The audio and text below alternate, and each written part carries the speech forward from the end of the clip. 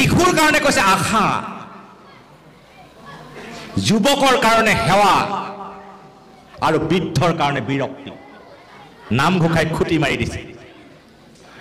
শিশুবিলাকক আশা লৈ ডাঙৰ হ'বলৈ দিয়ক, এখন আশাৰ পৃথিৱী তেওঁলোকক উপহাৰ দিয়ক। জীৱনৰ স্বপ্ন দেখিবলৈ শিকাওক। কৰিও কুমাৰকালে ভাগৱত ধৰ্ম প্ৰাৰ্থনাৰ ওচৰলৈ লৈ যাওক, নামঘৰৰ ওচৰলৈ লৈ যাওক শিশুক। যুৱকৰ কাৰণে সেৱা, সেৱা মানে ঈশ্বৰ সেৱা। ঈশ্বৰ সেৱা মানে জগতৰ কল্যাণৰ কাৰণে কৰা প্ৰতিটো কামেই ঈশ্বৰ সেৱা। পুৰুষ মানে মেল নহয়। আচলতে এই সংসাৰত পুৰুষ কেৱল এজনেই আছে, তেওঁ হ'ল ভগৱন্ত কৃষ্ণ। সেইকাৰণে পৰম পুৰুষ পুৰাতন পাপী পাৱন ঈশ্বৰ দেৱ ব্ৰহ্মা ৰুদ্ৰ আদি দিকপাল যাক কৰত নিত্য হেব, হয়নে? একলেও আপুনি কৃষ্ণ নামটো স্মৰণ কৰক। পাৰিলেতো কওকে আৰু কৃষ্ণ বুলি। বৰগীতত কৈছে নহয়, বুলিতে এক শুনিতে শতনিতৰে। এজনে বুলিলে হ'ল, শতজন সহস্ৰজন শুনি তৰি যায় কৃষ্ণ নামটোৰ পৰা। আপুনি স্মৰণ কৰক। এই স্মৰণ যাতে সুলভ হয়, স্মৰণ আকৌ দুটা, এটা সুলভ আৰু এটা দুৰ্লভ। যদি স্মৰণটো সুলভ হ'ব লাগে, সহজ হ'ব লাগে, তাৰ কাৰণে আকৌ মহাপুৰুষে কৈছে অভ্যাস। আপুনি অভ্যাস কৰিব লাগিব। এই ভক্তি বিদ্যা অভ্যাস কৰিবৰ কাৰণে এখন বিশ্ববিদ্যালয় মহাপুৰুষ শ্ৰীমন্ত শংকৰ গুৰুজনে প্ৰতিষ্ঠা কৰি থৈ গ'লে নামঘৰ। বহুবোৰ অনুষ্ঠানত ডেকাসকলক লগ পোৱা নাযায়। ডেকাসকলক লগ পাবলৈ বিহু সন্মিলনৰ কেতিয়াবা সাংস্কৃতিক সন্ধিয়া বা বেলেগ বেলেগ কাৰ্যসূচীলৈ যাব লগা হয় কিছু কথা ক'বলৈ। বহু অনুষ্ঠানত ডেকা বন্ধু এনেকৈ গোট নাখায়। আজি ইয়াত ভাল লাগিছে, ডেকাসকল, আমাৰ জীয়ৰী বোৱাৰীসকল, শিশুসকল ইয়াত আজি সমবেত হৈছে। অংকিত যি নাম প্ৰতি পদে আছে জড়িত, অহন্তা থাকিলে আপুনি শুনয়, শুনন্তা থাকিলে গায়, একলে উস্মৰে যিটো হৰি নাম, সেহিকে মুখ পাৱ। ইয়াতকৈ আৰু সহজ পথ কি লাগে? কৃষ্ণ কথা কোৱা মানুহ পালে আপুনি শুনি লওক। কৃষ্ণ কথা শুনা মানুহ পাইছে, আপুনি ক'বলৈ আৰম্ভ কৰক। এতিয়া কোৱা মানুহ নাই, আপুনি শুনিব কেনেকৈ?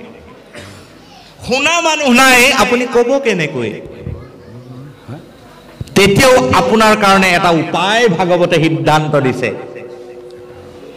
একলেও স্মৰে যিটো হৰি নাম, অকলে আপুনি স্মৰণ কৰক। স্মৰণ ভক্তি। এটা দিন আহিব আপুনি কাণেৰে নুশুনে, এটা দিন আহিব আপুনি কীৰ্তন কৰিব নোৱাৰিব। তেতিয়া আপোনাৰ স্মৰণৰ পৰা আপুনি আপোনাৰ নামৰ লগত আপুনি আপোনাক সংযুক্ত কৰিব লাগিব। স্মৰণত নাম। গতিকে কৈছে কহন্তা থাকিলে আপুনি শুনক, শুনন্তা থাকিলে কৃষ্ণৰ কথা কীৰ্তন কৰক। কহন্তাও নাই, শুনন্তাও নাই, অকলে আছে, একলেও আপুনি কৃষ্ণ নামটো স্মৰণ কৰক। পাৰিলেতো কওকে আৰু কৃষ্ণ বুলি। বৰগীতত কৈছে নহয়, বুলিতে এক শুনিতে শতনিতৰে। এজনে বুলিলে হ'ল, শতজন সহস্ৰজন শুনি তৰি যায় কৃষ্ণ নামটোৰ পৰা। আপুনি স্মৰণ কৰক। এই স্মৰণ যাতে সুলভ হয়, স্মৰণ আকৌ দুটা, এটা সুলভ আৰু এটা দুৰ্লভ। যদি স্মৰণটো সুলভ হ'ব লাগে, সহজ হ'ব লাগে, তাৰ কাৰণে আকৌ মহাপুৰুষে কৈছে অভ্যাস। আপুনি অভ্যাস কৰিব লাগিব। এই ভক্তি বিদ্যা অভ্যাস কৰিবৰ কাৰণে এখন বিশ্ববিদ্যালয় মহাপুৰুষ শ্ৰীমন্ত শংকৰ গুৰুজনে প্ৰতিষ্ঠা কৰি থৈ গ'লে নামঘৰ। নামঘৰ আচলতে আধ্যাত্মিক বিশ্ববিদ্যালয়, পাৰমাৰ্থিক বিশ্ববিদ্যালয়, ইহকাল আৰু পৰকালৰ বিশ্ববিদ্যালয়। এই জীৱন পৰজীৱন অনন্ত জনমৰ কাৰণে যি শিক্ষা লাগে সাধনা লাগে এইখন বিশ্ববিদ্যালয়ত মহাপুৰুষ গুৰুজনে প্ৰতিষ্ঠা কৰি থৈ গৈছে আমি যত্ন কৰিব লাগিব গতিকে বাপ বান্ধৱ আইসকল আহক আমি যতেই যেতিয়া সুবিধা পাওঁ কৃষ্ণ কথা কীৰ্তন কৰোঁ যতেই সুবিধা পাওঁ সুবিধা গ্ৰহণ কৰি কৃষ্ণ কথা শ্ৰৱণ কৰোঁ আৰু সেইকণ সুবিধাও যদি কেতিয়াবা কৰবাত নাপাওঁ অকলে থাকিলেও মনেৰে বুদ্ধিৰে ভাৱনাৰে সৈতে কৃষ্ণ স্মৰণত আমি আমাৰ জীৱনটোক অতিবাহিত কৰোঁ বা উদযাপন কৰিবৰ কাৰণে যত্ন কৰোঁ আৰু এনেকৈ যত্ন কৰোঁতে কৰোঁতে কৰোঁতে কৰোঁতে আমি ঈশ্বৰ কৃষ্ণৰ এজন একান্ত ভক্ত ঈশ্বৰৰ এজন পৰম প্ৰেমৰ পাত্ৰলৈ আমি ৰূপান্তৰ হ'ব পাৰিম এই যে ৰাস আপোনালোকৰ ইয়াত পাতেনে নাই বাৰু ৰাস মানে কি ৰাস অন্য একো নহয় ৰাস হ'ল ভক্ত আৰু ভগৱানৰ এটা সম্পৰ্ক আমাৰ দুটা শব্দ এটা প্ৰকৃতি আৰু পুৰুষ পাইছে না আপোনালোকে প্ৰকৃতি পুৰুষ দুই নিয়ন্তা মাধৱ আমাৰ মানুহবিলাকেও কয় নহয় বোলে প্ৰকৃতি পুৰুষ হয় বা একমতি কয় নহয় মহাপুৰুষে কৈছে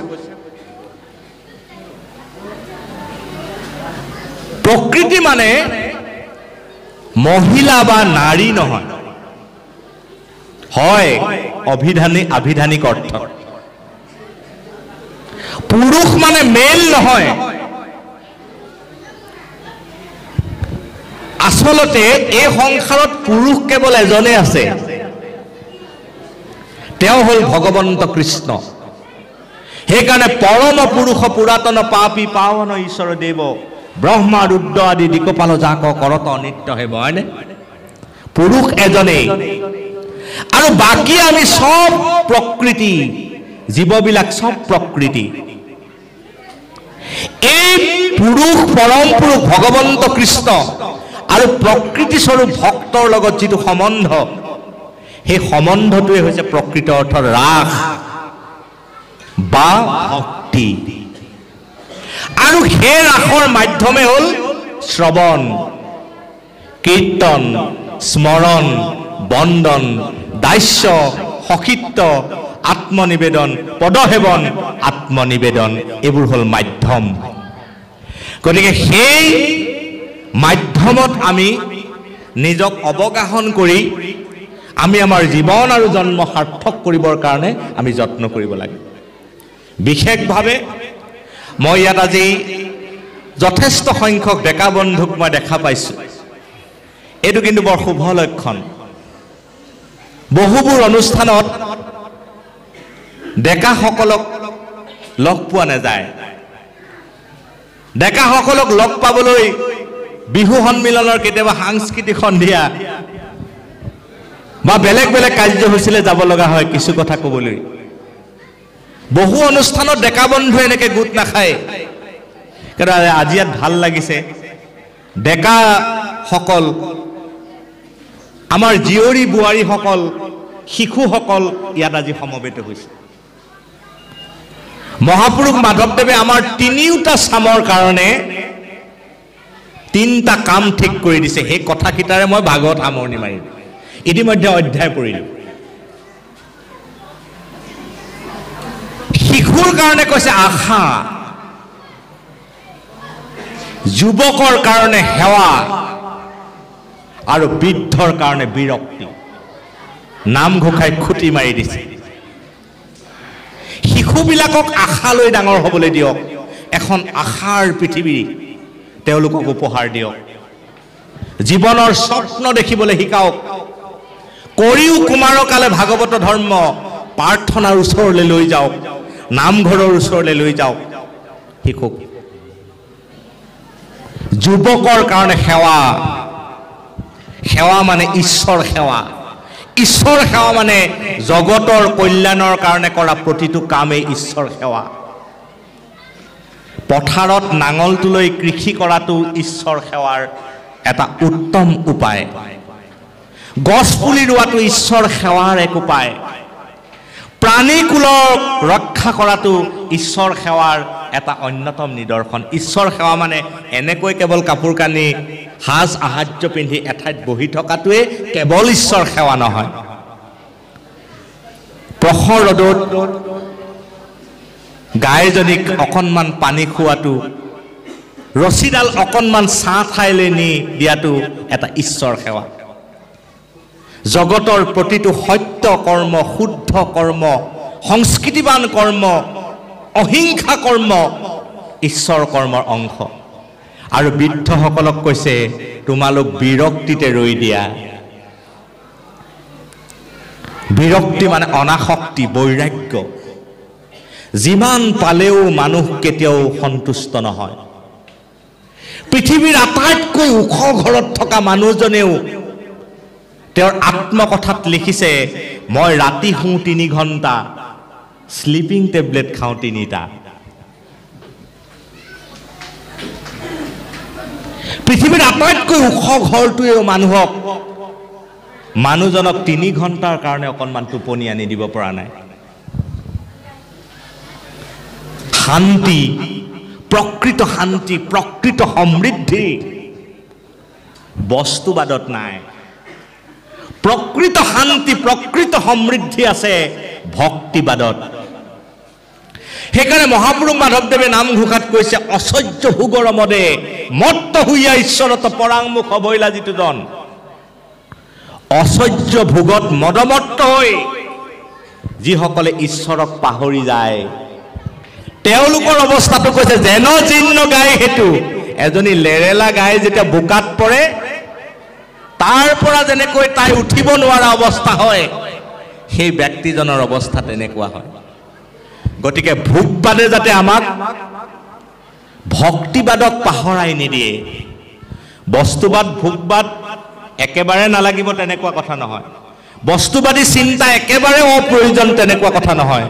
কিন্তু সেই চিন্তাই ঈশ্বৰ চিন্তা, অধ্যাত্ম চিন্তা, ভক্তিবাদ যাতে আপোনাক পাহৰাই নেপেলায় তাৰ কাৰণে কিন্তু সংযম আৰু সাধনা, সৎসংগ আমাৰ কাৰণে একান্ত প্ৰয়োজনীয় বস্তু। গতিকে এনেকুৱা এক সৎসংগ ৰচনা কৰি উত্তৰ পুৰুষৰ মনত তেনেকুৱা চিন্তা ভাৱৰ বীজ ৰূপায়ণ কৰি দিয়াৰ কাৰণে যিটো আপোনাসকলে পদক্ষেপ ল'লে তাৰ কাৰণে মই কৃতজ্ঞতা জনাইছোঁ। ইমান পৰে কৃষ্ণ কথাৰ লগত আপোনাসকলে সহযোগ কৰাৰ কাৰণে মই ধন্যবাদ জ্ঞাপন কৰিছোঁ। আৰু আশা কৰিম যে এই চিন্তাবোৰ আপোনালোকৰ মাজতে আবদ্ধ নাৰাখি যিসকল আহিব নোৱাৰিলে ভাল ভাল কথা যদি ইয়াৰ মাজত কিবা আছে আপোনালোকে তেওঁলোকৰ মাজলৈকেও বিতৰণ কৰিব। আকৌ কেতিয়াবা লগ পালে এই কথা আমি আলোচনা কৰিম। আজি খুব ভাল লাগিলে আপোনালোকক এনেকৈ লগ পালোঁ, ভাগৱতক সাক্ষী কৰি আমি কিছু কথা পাতিব পাৰিলোঁ। মই ভাবোঁ এই গাঁওখনৰ এই আয়োজনটোৱে এই গাঁওখনত এটা আধ্যাত্মিক পৰিৱেশ, এটা কৃষ্ণ ভক্তিপূৰ্ণ পৰিৱেশ নিশ্চিতভাৱে ৰূপায়ণ কৰিব। অন্ততঃ 10 বছৰৰ পিছত আপোনালোকে আজিৰ অনুষ্ঠানটোৰ ফল পাব। মই দৃঢ়তাৰে ক'ব পাৰোঁ এই নামঘৰত বহি থকা যুৱকজনৰ আচৰণ আন 100 জনতকৈ ক'ৰবাত বেলেগ হ'ব। ভাগৱতলৈ অহা মানুহজনৰ আচৰণ আৰু ব্যক্তিত্ব আন 1000 জনতকৈ ক'ৰবাত বেলেগ হ'ব। যিটো প্ৰজন্মৰ হাতত আপোনালোকে পৰিয়ালটো এৰি যাব, বংশ এৰি থৈ যাব, সেইসকলক এই কৃষ্ণ কথাৰ লগত যুক্ত কৰাৰ কাৰণে আপোনালোকক ধন্যবাদ আৰু কৃতজ্ঞতা জনাই মই এইখিনি কথাৰেই মোৰ ভাগৱত কেন্দ্ৰিক আলোচনা মই সমাপ্তি কৰিছোঁ আৰু সকলোকে সেৱা জনাইছোঁ। পাপে অকণমান দোহাৰি দিব, পাঠ আৰু ব্যাখ্যা শেষ হ'ব। তাৰপিছত ধাৰাবাহিক যি আপোনালোকৰ গতানুগতিক যি পাঠ আছে সেই পাঠ আপোনালোকে আগবঢ়াই নিব। আৰু এইখিনি কথা কীৰ্তন কৰোঁতে আমাৰ নিশ্চয়কৈ বহাটোতা হৈছে, সেইখিনি আপোনালোকে মাৰ্জনা কৰিব। কিছু অলপ গৰমকৈ কথাখিনি কৈছোঁ, ডাঙৰকৈ কৈছোঁ, মহাপুৰুষে কৈছে যে ডাকি ক'ব লাগে আটাইতকৈ উচ্চ ঊৰ্ধ্ববাহু কৰি কৃষ্ণ কথা ক'ব লাগে বুলি কৈছে বাকী কথাবোৰ মনে মনে ক'ব লাগে কানে কানে ক'ব লাগে কিন্তু ঊৰ্ধ্ববাহু কৰি ক'ব লাগে ডাকি উচ্চ কৰি ক'ব লাগে সংসাৰত কেৱল কৃষ্ণ কথা সেইকাৰণে কৃষ্ণ কথা অকণমান ডাকি ক'লো কাৰণ দৃঢ়তাৰে ক'ব লাগে আত্মবিশ্বাসেৰে ক'ব লাগে শংকা নোহোৱাকে ক'ব লাগে প্ৰহ্লাদে কৈছে জান যক প্ৰাণ যক সেই দৃঢ়তাৰে কৃষ্ণ কথা শ্ৰৱণ কৰিব লাগে কীৰ্তন কৰিব লাগে সেইকাৰণে ক'লো তাত যদি কিবা অপৰাধ হৈছে আপোনালোকে মাৰ্জনা কৰিব আৰু এইখিনি কথাৰে আমাৰ পাঠ আৰু ব্যাখ্যাৰ যি মোৰ দায়িত্ব আছিল সামৰণি মাৰিলোঁ মই প্ৰধানভাৱে আমাৰ শিক্ষা বিষয়া আমাৰ শ্ৰদ্ধাৰ দত্তদেৱক গগৈদেৱক আমি ধন্যবাদ জনাইছোঁ তেখেতে এটা যোগসূত্ৰ স্থাপন কৰি দিলে যাৰ কাৰণে আজি আপোনালোকৰ দৰ্শন পালোঁ আয়োজক এই প্ৰাথমিক শাখা আৰু চাৰিওখন গাঁৱৰ নামঘৰৰ ভক্তিপ্ৰাণ ৰাইজলৈও মই মোৰ সেৱা জনাই মই এই অনুষ্ঠান ইমানতে সমাপ্তি হোৱা বুলি ঘোষণা কৰিছোঁ।